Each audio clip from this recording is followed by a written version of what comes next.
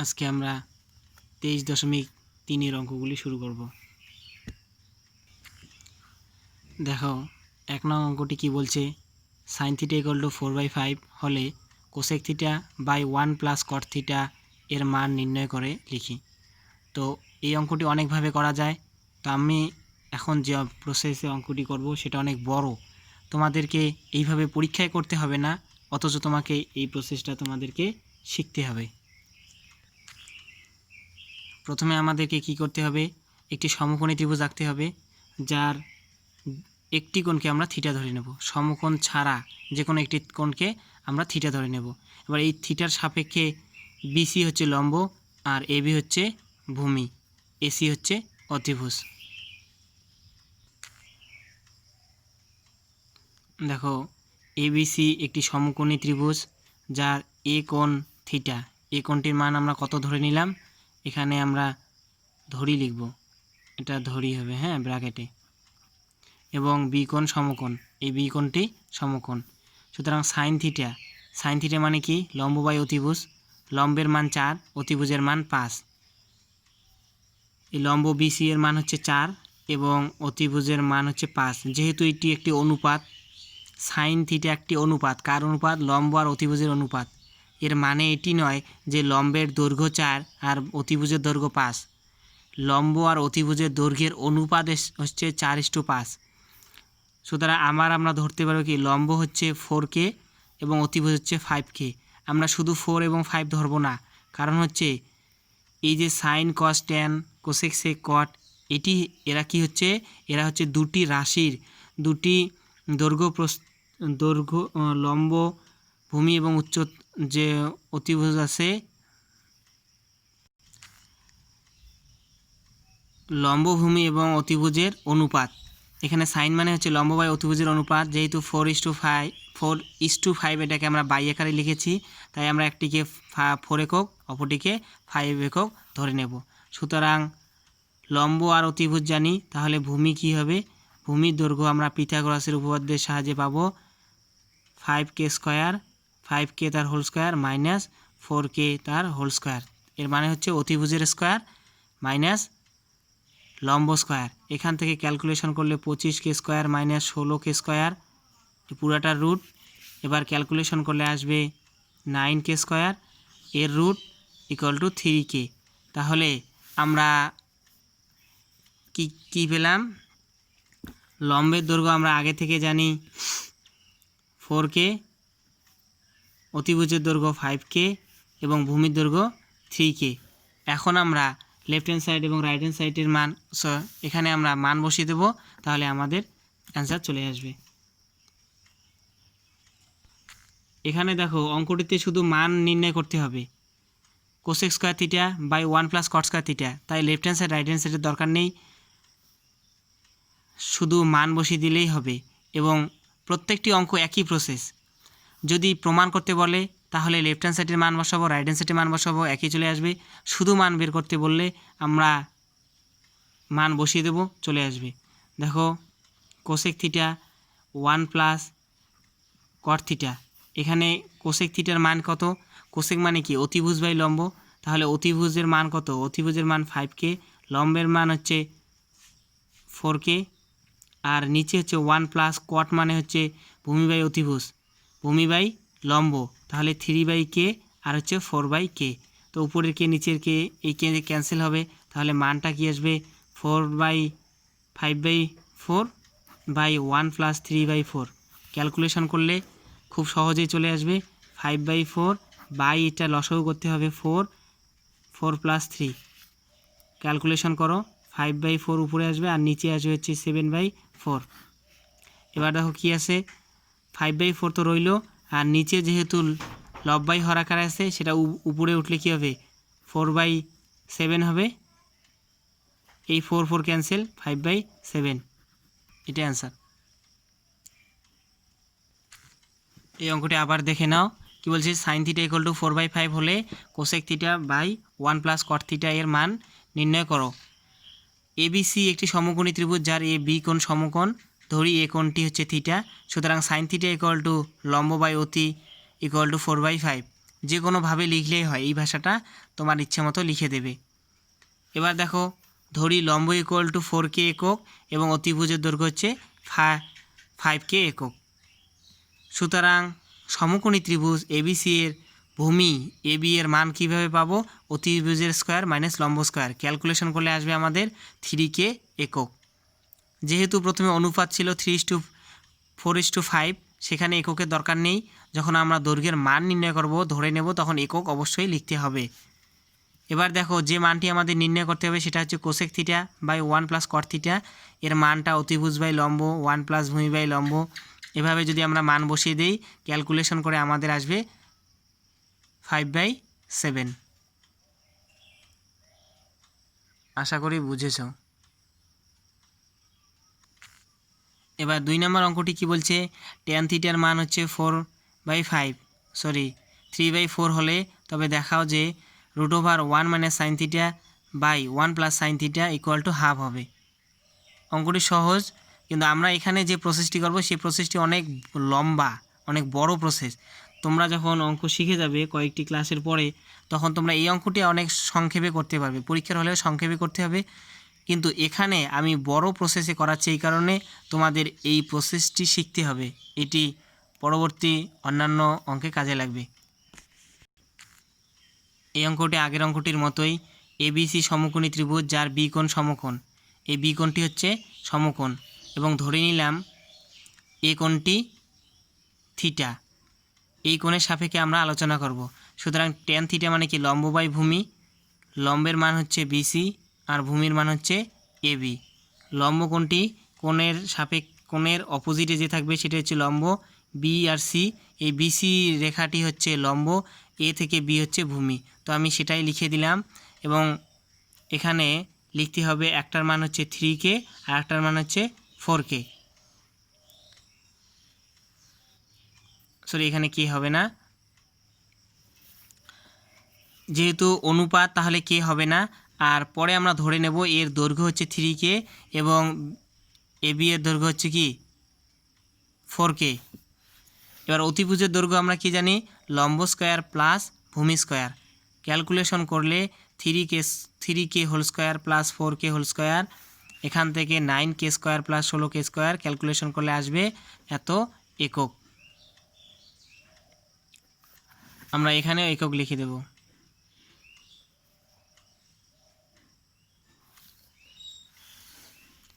এবার যে মানটি আমাদের নির্ণয় করতে হবে, এখানে একটি গুরুত্বপূর্ণ প্রুফ করতে হবে। তাহলে লেফট হ্যান্ড সাইডের মানটা আমি নিলাম 1 minus sine theta by 1 plus sine theta. এখানে আরেকটা বুদ্ধি করা যায়, সেটা হচ্ছে আমরা সাইন থিটার মানটা যদি আগেই বের করে নেই তাহলে হিসাব ছোট হবে। আমরা যদি সাইডে সাইন থিটার মান কত হয় সেটা যদি বের করে নেই তাহলে আমাদের অঙ্কটা ছোট হবে। 1 minus sine theta 1 plus sine theta, আবার 1 মাইনাস এখানে লম্ব বাই অতি লিখে দিলাম। ক্যালকুলেশন করার পরে দেখো লম্বের মান এবং অতির মান বসানোর পরে ক্যালকুলেশন করার পরে আমাদের কি আসলো? ক্যালকুলেশন নিজের থেকে করবে, হ্যাঁ, আসবে হচ্ছে হাফ। এটাই রাইট হ্যান্ড সাইড প্রমাণিত। যদি আমরা সাইন থিটার মান নির্ণয় করি আগেই, সাইন থিটা মানে হচ্ছে লম্ব বাই অতিভুজ, মানে 3K by 5K, K cancel হবে, তাহলে 3/5। তাহলে আমরা এখানে ডাইরেক্ট মানটা কীভাবে বসাইতে পারবো? তোমরা এভাবে পরীক্ষা হবে, এখন যেভাবে করাবো সেভাবে পরীক্ষার হলে করবে। আর এটা আমি জাস্ট শেখানোর জন্য করলাম। সাধারণত এইসব অঙ্ক আসে না, কিন্তু আমাদেরকে শিখতে হবে। তাহলে সাইন থিটার মান 3/5, তাহলে 1 মাইনাস 3/5। তোমরা এখান থেকে ডাইরেক্ট এখানে লিখবে, প্রথম লাইন থেকে ডাইরেক্ট লিখবে 1 প্লাস 3/5। তো প্রথমটা ক্যালকুলেশন করলে আসবে প্রথমটা আসবে 2/5 আর পরেরটা আসবে 8/5। এবার এই 5 ক্যান্সেল হবে, আসবে হচ্ছে 2/8, কাটাকাটি করলে আসবে 1/4। তো 1/4কে লেখা যায় হাফ। তো অনেক সহজে হয় এবং ছোট হয়। তোমরা এইভাবে অঙ্কটি করবে। এখানে প্রথম লাইন থেকে ডাইরেক্ট এই লাইনে চলে আসবে। 1 মাইনাস, যেহেতু আমরা সাইন থিটার মান বের করে নিয়েছি 3/5, সুতরাং 1 মাইনাস সাইন থিটার পরিবর্তে 3/5, 1 প্লাস সাইন থিটার পরিবর্তে 3/5। ক্যালকুলেশন নিজের মতো করবে, যত সংক্ষেপ করবে ততটাই তোমার জন্য ভালো। এবার 3 নম্বর অঙ্কটি দেখো, ট্যান থিটার মান 1 হলে 8 sine theta plus 5 cos theta by sine cube theta minus 2 cos cube theta plus 7 cos theta এর মান নির্ণয় করতে হবে। অঙ্কটি 3-4ভাবে করা যায়, তো আমি এখানে একটি বড় প্রসেস করাচ্ছি যাতে করে তোমরা শিখতে পারো এবং পরবর্তী অঙ্ক যে করানো হবে সেই নিয়মে করলে অঙ্কটি অনেক ছোট হবে। এখানে আমরা এই অঙ্কটি ত্রিভুজের সূত্র ত্রিভুজকে কাজে লাগিয়ে করব। এবার এই ত্রিভুজ ছাড়াও অঙ্কটি করা যায়। আমরা যে গত সূত্র শিখেছি sine square theta plus cos square theta equal to 1, cosec square theta minus cot square theta equal to 1 আর sec square theta minus tan square theta equal to 1, এই তিনটি সূত্রকে কাজে লাগিয়ে আমরা এই অঙ্কটি করতে পারি। এটা ছোট হবে, তো এই মুহূর্তে আমি একটি বড় প্রসেসে করাচ্ছি। যেহেতু ত্রিভুজকে কাজে লাগিয়ে অঙ্কটি করব, তো আমরা প্রথমে ত্রিভুজ সম্পর্কে কিছু বলে নেব। এবিসি সমকোণী ত্রিভুজ, এর বি কোণ সমকোণ, এই বি কোণটি সমকোণ, ধরি কোণ এ ইকুয়াল টু থিটা, ধরি কোণ এ ইকুয়াল টু থিটা। এবার এই কোণটি যদি থিটা হয়, এই থিটার সাপেক্ষে থিটার অপোজিটে যে থাকবে সে বিসি হচ্ছে লম্ব এবং এ বি হচ্ছে ভূমি, কারণ থিটার সঙ্গে যে থাকে সে হচ্ছে ভূমি। তো আমরা লম্ব এবং ভূমি পেলাম। এবার কি আছে আমাদের গিভেন দ্যাট দেওয়া আছে যে ট্যান থিটা ইকুয়াল টু 1, তো ট্যান থিটা মানে কি লম্ব বাই ভূমি, এর মান দেওয়া আছে 1, মানে হচ্ছে 1/1। সুতরাং ধরি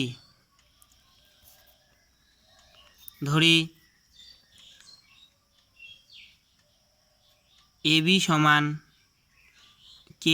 কে মানে 1K এবং বিসি সমান শুধু কে, কারণ হচ্ছে 1K আগে অনুপাত, যেহেতু অনুপাতটা কী আছে 1:1, হ্যাঁ 1:1, তাহলে শুধু উপরেটাকে কে ধরে নিলাম আর বিসিকেও শুধু কে ধরে নিলাম। সুতরাং অতিভুজ এই ত্রিভুজটির আমরা লম্ব ধরে নিলাম কে, ভূমি লম্ব ধরে নিলাম কে, ভূমি ধরে নিলাম কে, তো অতিভুজের দৈর্ঘ্য কী হবে, অতিভুজ সমান √ লম্ব স্কোয়ার প্লাস ভূমি square equal to 2 √ 2K square, তাহলে √2 ইন্টু কে একক, এখানে একক হবে।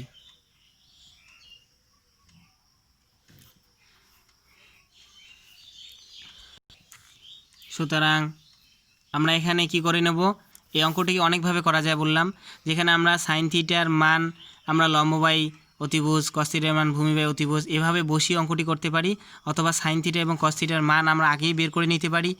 দ্বিতীয় প্রসেস গেল। তৃতীয় প্রসেস আমরা ট্যানের ওই যে স্কোয়ার প্লাস বি স্কোয়ারের সূত্র, যেমন sign square theta plus cos square theta equal to 1, এই সূত্রকে কাজে লাগিয়ে করতে পারি। তো আমরা এখানে কি করব, সাইন থিটা এবং কস থিটা এর মান বের করে নেব। সুতরাং সাইন থিটা ইকুয়াল টু কী আসবে, সাইন থিটা ইকুয়াল টু হচ্ছে লম্ব বাই অতিভুজ। এই অঙ্কটি অনেকভাবে করা যায়, তো আমি যে কোনো একটি প্রসেস অ্যাপ্লাই করতেছি। সাইন থিটার মান আমরা বের করে নেব, লম্বের মান কত শুধু কে, আর অতিভুজের মান √2 ইন্টু কে, কে ক্যান্সেল হলে আসবে 1/√2, অর্থাৎ সাইন থিটার মান 1/√2। আবার কস থিটার মান কত বের হবে, ভূমি বাই অতিভুজ সমান k/√2K, ভূমির মান কে, অতিভুজের মান √2 ইন্টু কে, তাহলে এর মান আসবে 1/√2। সুতরাং যে মানটি আমাদের বের করতে হবে 8 sine theta plus 5 cos theta by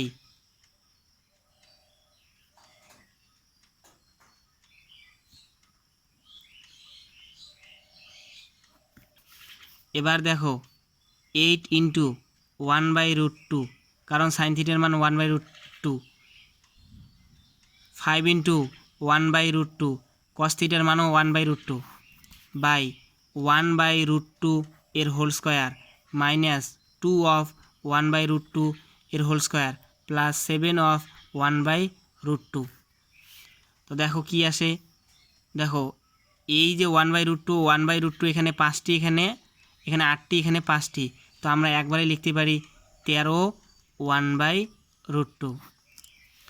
এবার দেখো যেহেতু এখানে কিউব আছে, হ্যাঁ এখানে কিউব আছে, তাহলে √2 এর কিউব করলে কত হয়, √2 এর কিউব করলে √2 ইন্টু √2 ইন্টু √2, এই দুটি √2 এর জন্য 2 আর সঙ্গে 2√2, তাহলে এখানে আসবে 1/2√2 বিয়োগ 1/√2 উপরে 2 আসবে, এই 2টি উপরে আসবে আর নিচে আসবে 2√2 আর এই প্লাস 7/√2, এই দুই ক্যান্সেল। এবার দেখো এখানে ক্যালকুলেশন তোমরা নিজের মতো করে করবে, ক্যালকুলেশন সহজ। এখান থেকে এই যে জায়গা থেকে আমরা 1/√2 কমন নিতে পারি। 1/√2 কমন নিলে এই নিচে 1/√2 আছে, এখানে 1/√2, এখানেও 1/√2 কমন নিলে এখানে আসবে হাফ, এখানে আসবে 1, এখানে আসবে 7। তো আমরা নেক্সট ক্যালকুলেশনটা করি, দেখি কি আসে। উপরে আসতেছে 13/√2 আর নিচে আসতেছে 1/√2 কমন নিলে আর এটা লসাগু করলে আসবে আমাদের 2, 1 - 2 প্লাস 14। দেখো ক্যালকুলেশন করি কি আসে। 13/√2, আচ্ছা নেক্সট পেজে 13/√2 বাই 1/√2, এখানে ক্যালকুলেশন আসলে নিচে 2 আর উপরে 14 আর 1 15, এর থেকে 2 বাদ দিলে 13। এবার আমরা এখানে লব বাই হর, এখানে লব বাই হর, এখানেও লব বাই হর। তো আমরা কি করব, 13/√2 ইন্টু এর নিচেরটা উল্টে যাবে √2/1 ইন্টু 2/13। তো এই 13 ক্যান্সেল, এই √2 ক্যান্সেল, থাকবে হচ্ছে অনলি 2। এটাই অ্যান্সার।